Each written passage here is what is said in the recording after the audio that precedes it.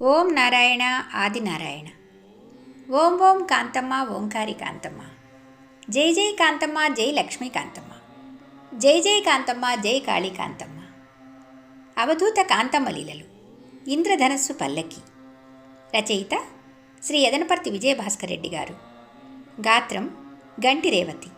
సమర్పణ మండవ రవికాంత్. 37వ భాగం. ఈరోజు మనం నందకుమార్, గూడూరు, కాంతమ్మ తల్లితో వారి అనుభవాలను మనం ఇప్పుడు తెలుసుకుందాం. 1988వ సంవత్సరంలో నేను, నా భార్య, నా కుమారుడు అంటే నా చిన్న పిల్లవాడు 2 సంవత్సరాల బాబు కలిసి గొలగముడిలో నిద్ర చేయడానికి వెంకయ్య స్వామి దగ్గరకు చేరాం. ఆ సమయంలో అమ్మ కాంతమ్మ తల్లి అవధూతగా తిరుగుతూ ఉండేది. ఆ సమయంలో ఆ తల్లి అవధూత అని ఎవరు అనుకునేవారు కాదు. నాకు కూడా ఆ విషయం తెలియదు. అక్కడి ఆశ్రమం దగ్గర విచారించిన ఎవరు కూడా ఆమెను గురించి తెలియదు అనేవారే కానీ విడమరిచి చెప్పేవారు కాదు. ఈ అమ్మ మాత్రం ఒక చిన్న కర్రపుల్ల తీసుకొని అన్ని వీధుల్లో తిరుగుతూ ఉండేది. అందరూ ఆమెను చూసి పిచ్చి కాంతమ్మ అని అనుకునేవారే కానీ ఈ కాంతమ్మ తల్లిని ఏ మనిషి కూడా అవధూత అని గ్రహించలేదు. గాలి ధూళి పట్టిన వారు వెంకయ్య స్వామి దగ్గరకు ఎలా వచ్చిపోతుంటారో అలానే ఈ తల్లిని కూడా అందరూ అనుకునేవారు. స్వామి చెంతనున్న పాచిని శుభ్రం చేసి వెంకయ్య స్వామి సన్నిధిలో జనుల కర్మబంధాలను తొలగించి వారికి భక్తి మార్గాన్ని పెంపొందింపజేసే కాంతమ్మ తల్లని అప్పుడెవరికి తెలియదు. ఏమంటే అమ్మ మాట, అమ్మ చూపు, అమ్మ తీరు, అమ్మ వాలకం కూడా అలా కనిపించేది. దైవత్వమునకు సంబంధించినట్లుగా ఉండేది కాదు అమ్మ. మరి అమ్మ వేసిన వేషం అలాంటిది కదా. ఆ స్థితిలో ఆనాడు మేము కాంతమ్మ తల్లిని నా భార్య నేను చూడడం జరిగింది.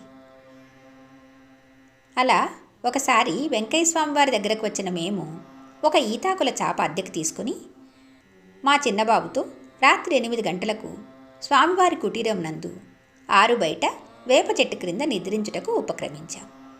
కానీ మేము అద్దెకు తీసుకున్న ఈతాకు చాపను ఎట్లా వేసుకోవాలో గమనించకుండా తిరగదిప్పి వేసుకున్నాం. ఆ ఈతాకు చాపను తిరగదిప్పి వేసుకున్నామని మేము గమనించలేదు. ఆ చాపకు ఉన్న ముళ్ళు మాకు గుచ్చుకోవడంతో అటు ఇటు కదులుతున్నామే కానీ మాకు నిద్ర పట్టలేదు. నా భార్య నేను మా బాబుని మధ్యలో పడుకోబెట్టుకొని ఇద్దరము చెరొక ప్రక్క పడుకున్నాం. నిద్ర పట్టక అలానే మాట్లాడుకుంటున్నాం. ఇంతలో రాత్రి 10:30 గంటల పైన సమయంలో శ్రీ కాంతమ్మ తల్లి మేము పడుకుని ఉన్న ప్రదేశానికి వచ్చింది. తనలో తానే ఏదేదో మాట్లాడుకుంటూ ఒక సన్నని 3 మూరల కర్రను చేతిలో పట్టుకొని వచ్చి నా వీపు పైన ఒక్క బాదు బాదింది. నేను ఎగిరిపడి లేచి నా బిడ్డను ఎత్తుకుని వెళ్తుందేమోనని భయపడి నా బిడ్డను ఎత్తుకొని దూరంగా పారిపోయాను. తర్వాత అమ్మ మన తెలుగు భాషలోనే ఏదేదో మాట్లాడుకుంటూ అక్కడి నుంచి వెళ్ళిపోయింది. ఆ రాత్రి మరలా నేను మా భార్య ఇద్దరము ఆ ఈతాకు చాప తిరగవేసుకున్నామని గమనించి అప్పుడు సరిగ్గా వేసుకొని పడుకున్నాం. వెంకయ్య స్వామి సన్నిధిలో మైమరిచి నిద్రపోయాం. తెల్లవారి స్వామివారికి నమస్కరించుకొని గూడూరు వచ్చేశాం.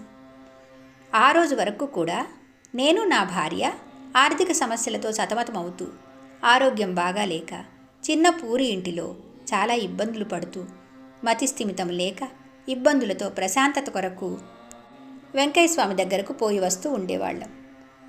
ఆ రోజు కాంతమ్మ తల్లి ఎప్పుడైతే నన్ను ఆ చిన్న కర్రపులతో ఒక్క బాదు బాదిందో ఆ రోజు నుండి తిరగవేసుకున్న ఈతాకు చాప వలె ముళ్ళు గుచ్చుకున్నట్లుగా ఉన్న మా సమస్యలు, మా కష్టాలు ఈతాకు చాపను గమనించి మరలా ఎలా త్రిప్పివేసుకొని పడుకున్నామో, ఎంత హాయిగా స్వామి సన్నిధిలో నిద్రించామో అలాగే ఒక్కసారిగా మా బాధలు, మా కర్మలను, మా పాపాలను, మా అనారోగ్యాలను, మా ఆర్థిక సమస్యలను మా నుండి దూరం చేసి మమ్ము అమ్మ కాంతమ్మ తల్లి పురోగతిలో నడిపించారు.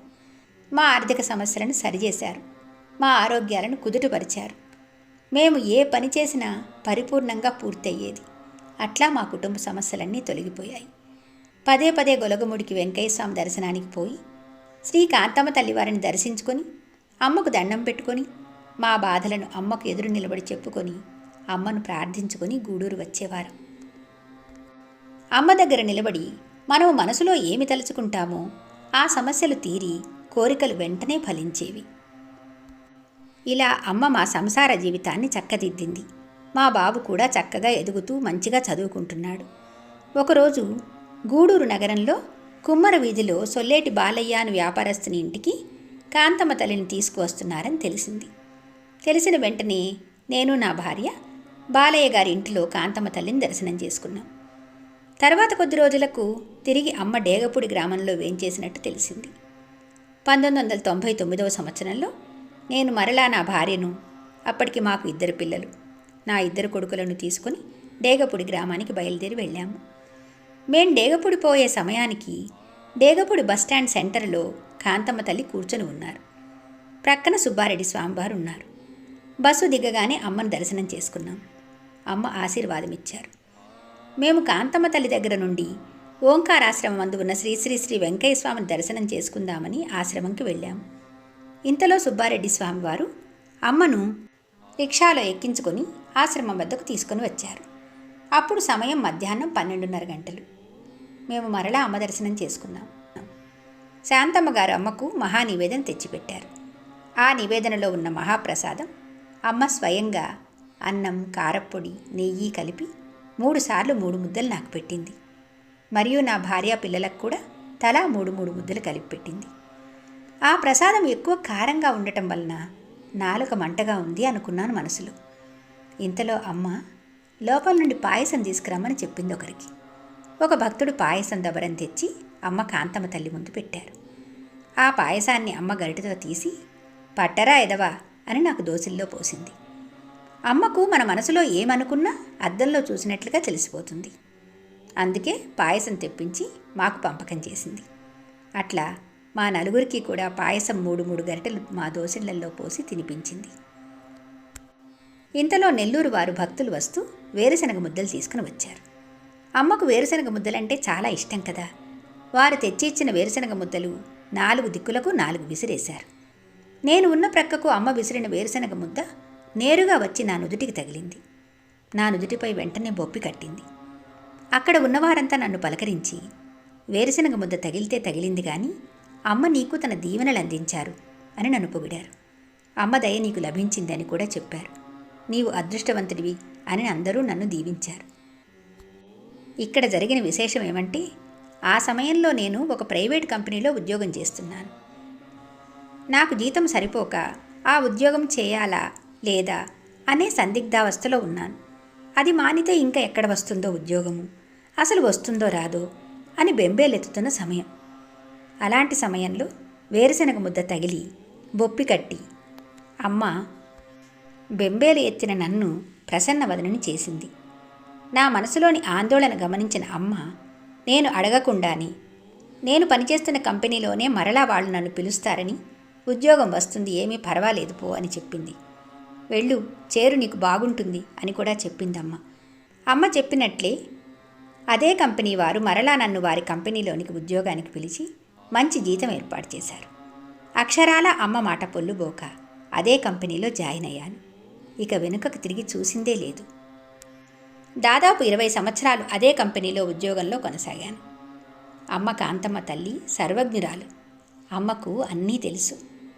నేను, నా కుటుంబము అమ్మకు సర్వదా కృతజ్ఞులము. అమ్మ సేవ ఏ రోజూ వదలక చేస్తున్నాం. అమ్మ మాట, అమ్మ బాట నా గుండెలలో చిరకాలము మారుమ్రోగుతుంటాయి. మేము గూడూరు ట్రంక్ రోడ్ ఏరియాలో మంచి ఇల్లు కట్టుకున్నాం. నా పిల్లలు హాయిగా సెటిల్ అయ్యారు. మా భార్య ఇంటిలోనే ఇంటి పనులు చూసుకుంటూ హాయిగా ఉన్నది. అమ్మ ఆశీర్వాదములతో సంతృప్తికరమైన జీవనం సాగిస్తూ హాయిగా ఉన్నాం. ఓం ఓం కాంతమ్మ, ఓంకారి కాంతమ్మ. అవధూత శ్రీ డేగపూడి కాంతమ్మ తల్లికి జై. భగవాన్ శ్రీ శ్రీ శ్రీ గొలగమూడి వెంకయ్య స్వామి మహారాజుకి జై. ఓం నారాయణ ఆదినారాయణ.